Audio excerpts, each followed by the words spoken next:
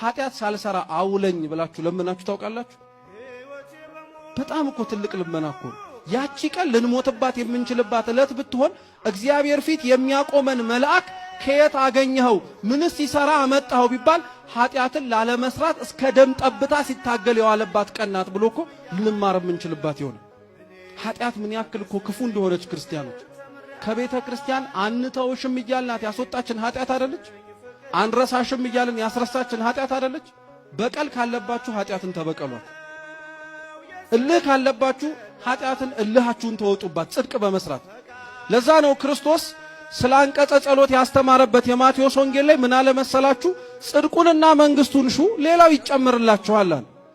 እግዚአብሔር ስለ ሌላው ነገር አትለምኑኝ፣ ስለ ልብሳችሁ፣ ስለ መጠጣችሁ፣ ስለምትጫሙት ጫማ፣ ስለምታገቡት ነገር፣ ስለ ሁሉም ነገር አትለምኑኝ አላለም። እነሱን ከመጠየቃችሁ በፊት ግን እነዛን ነገሮች የምሰጣችሁ የዘላለም ሕይወትን እንድትወርሱ ስለሆነ እባካችሁ አስቀድማችሁ ጽድቄንና መንግስቴን እሹአል።